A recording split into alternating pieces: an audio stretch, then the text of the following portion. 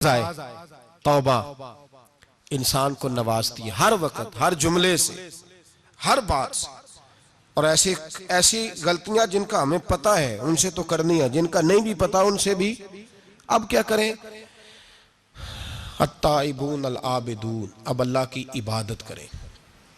वलियों की दूसरी सिफ्त क्या है? वो अल्लाह की, हमारे जमाने में नफलों का रिवाज ही खत्म हो गया है।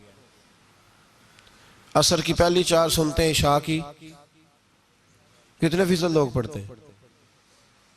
हमारे बुजुर्गों का तरीका था, घरों में हुजरे मखसूस होते थे। नबी पाक सल्लल्लाहु अलैहि वसल्लम ने फरमाया घर को कब्रिस्तान ना बनाओ, कुछ नवाफल घरों में भी पढ़ा करो। वो अजानों से पहले वुजू करके बैठे होते थे, मुसल्ले आबाद होते थे, और बहुत सारे बुजुर्गों की कब्रें उस जगह पे बनी जहां वो इबादत करते थे। नफलों से दूर है हम, नफलों से।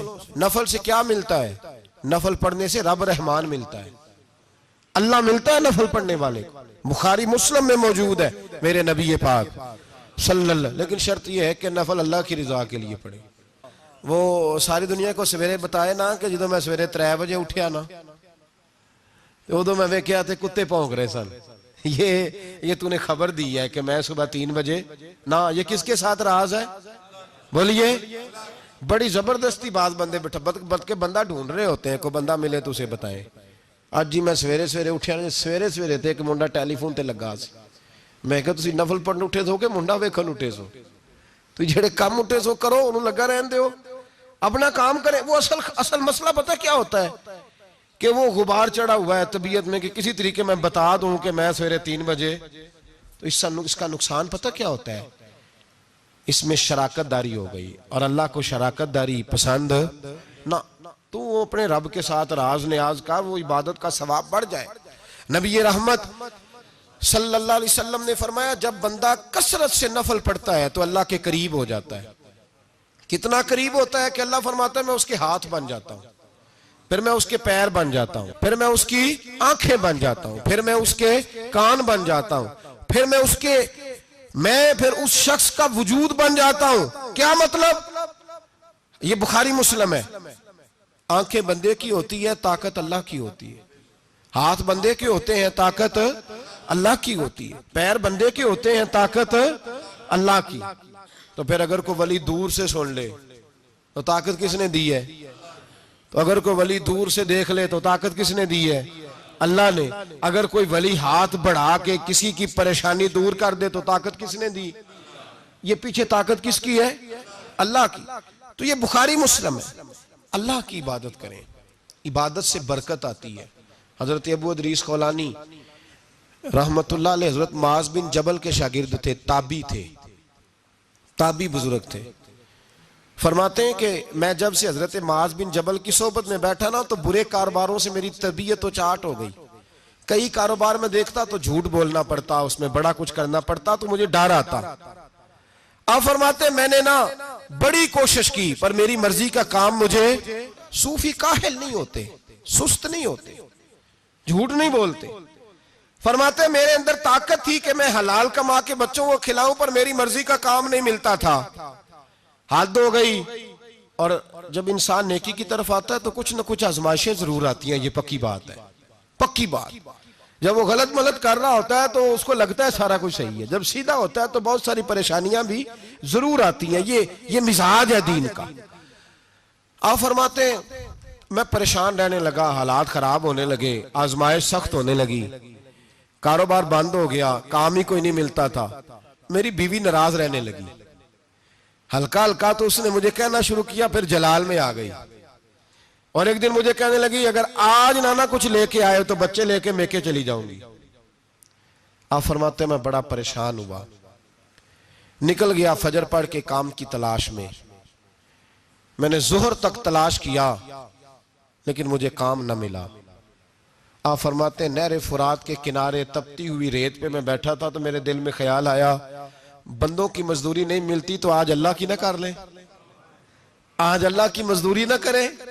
आप फरमाते हैं मैंने गर्म रेत से तयम्मुम किया, वुजू किया वहीं फुरात, और गर्म रेत पे कपड़ा बिछाया तो नफल पढ़ने शुरू कर दिए।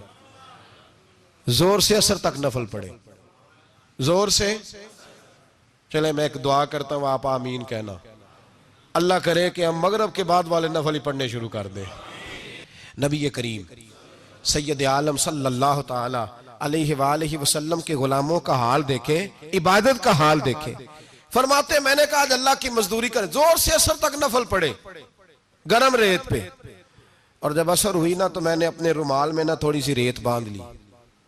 घर की दीवारें छोटी छोटी थी। मैंने कहा बीवी ने देखा ना खाली हाथ आया है तो अंदर से शोर करेगी, हम साए भी सुनेंगे, तो चलो जब देखेगी ना रुमाल में कुछ है हौसला करेगी, जब अंदर जाऊंगा तो समझा लूंगा। आप मुस्कुरा रहे हैं ना हल्का हल्का, इसका मतलब है इन बातों में काफी सदाकत है। पुराने बुजुर्ग कर गए तो इसका मतलब ये है कि इनमें बहरहाल काफी हद तक सदाकत है, ये शोर होते रहते। कहते मैंने वो कहा कि चलो दूर से देखेगी तो घर जाके समझा लूंगा। आप फरमाते पहले मेरी बीवी दरवाजे पे बैठी रहती थी, बच्चे बैठे रहते थे, मुंतजिर होते थे कि कुछ लेके आए, घर में फाका होता। आज मैं गया तो शोर ही कोई नहीं, कोई शय नजर ना आई। वो रेत से भरा हुआ मेरा पल्लू मैंने दरवाजे के साथ रखा, अंदर चला गया। बीवी को आवाज दी कहां हो, कहने लगी मुंह हाथ धो लो, मैं रोटी लेके आई। तो हाथ धो गई, रोटी किधर से आई? इस घर में तो फाके थे, खाना किधर से आया? कहते रोटी लाई, सलाद भी लाई, दूध भी लाई, उस जमाने में जो नेमतें थी फल भी लाई, सारा आ गया। मैंने घूर के देखा, मैंने कहा किधर से आया ये सारा कुछ, कहां है बच्चे? कहने लगी रोटी खा के बाहर निकल गए हैं। मेरे दिल में ख्याल आया मेरी बीबी का किरदार तो चांद से ज्यादा उजला है, तो ये सारा कुछ कैसे आया? मैंने कहा ये कहां से आया सारा कुछ? तो कहती है मेरी तरफ देख के कहने लगी पता नहीं आज किस करीम की मजदूरी करने चले गए थे, पता नहीं किस करीम की मजदूरी पे चले गए थे। जोर हुई है तो उसने अनाज की बोरियां भेजी हैं, चावल भेजे हैं, फल भेजे हैं, इतना कुछ भेजा है कि मेरे घर में रखने को जगह ही कोई नहीं। ये कहते कहते उठी और कहने लगी पहले ही बड़ा आया था, अब और क्या लाए हो? आप फरमाते मैं सख्ते में था, उसने जाके मेरा रुमाल जो खोला, मैं रेत लाया था, रब करीम ने हीरे बना दिए, वो हीरे बन गए। आप फरमाते कहने लगी किस करीम की मजदूरी पे गए थे? फरमाते मैं उठा और कच्ची जमीन पे सर सजदे में रखा। मैंने कहा मालिक मैं सारी जिंदगी दुनिया राजी करता रहा, लोगों के दरवाजों पे खड़ा रहा, ताल्लुकात बनाकर थोड़ी सी रोजी के लिए जद्दोजहद करता रहा, धुतकारा गया, सताया गया। मौला मैं तो तेरे दरवाजे पे आज आया हूं, पूरी दिहाड़ी भी नहीं लगाई, जोर से सर ड्यूटी की है, अल्लाह तेरी थोड़ी मजदूरी का इतना अजर मिलता है, खुदाया तो इतना नवाजता है।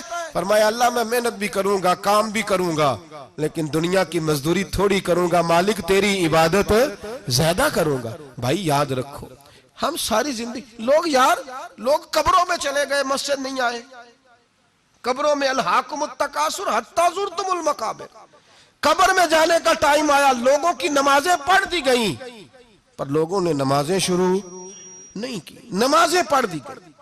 कहीं ले जाओ, शादी का मौका है तो वो कराची जाने को तैयार है, लेकिन चंद फरलांग पे मस्जिद है, मस्जिद जाने को तैयार है। अल्लाह के वली की अलामत है, वो इबादत गुजार होता है। और जो ना नमाज पढ़े ना नमाज पढ़ाए वो जिंदीक तो हो सकता है, पीर हो सकता, मैं जिम्मेदारी से कह रहा हूं, जिंदीक तो हो सकता है पर पीर हो सकता बिल्कुल बेदीन है, बल्कि बददीन है, पीर हो सकता। इसलिए कि अल्लाह के वली की अलामत यह है कि उसके चेहरे पर इबादत की रोशनी होती है, तकवे का हुस्न होता है, तकवे का, परहेजगारी का नूर होता है। अल्लाह के बंदे तौबा करने वाले, इबादत करने वाले, रोजे रखने वाले, रुकू करने वाले, सुजूद करने वाले, ये उनका जाती फेल है। और यहां वो बस नहीं करते, अल आमिरून बिल मारूफ, अब नेकी का हुक्म देंगे, वन्नहूना अनिल मुनकर, और बुराई से। जी पीर तो किसी तहरीक में निकलते ही नहीं, बड़े बड़े गद्दियों के पीर जो है ना, बड़े बड़े, कभी आपने देखे किसी जुलूस में आते हुए? जी चले कुछ दरवेश ऐसे हैं जो अपनी तबीयत के तकाजे के मुताबिक नहीं आते, लेकिन वो उम्मत की मजलूमियत से बेखबर नहीं होते। वो एक अलग बात है कि वो इबादत गुजार है, वो वैसे ही नहीं निकलते, वो चले एक, लेकिन वो मुरीद अगर बुलाए तगड़ा तो पिशावर भी चले जाएं, हैं जी, लंदन का भी दौरा कर रहे हैं, अमेरिका भी हुआ है। सुने भाई सुने, ये कुरान में ये सिफतें कौन बयान कर रहा है वलियों की? कौन बयान कर रहा है? तो किसी मलांकी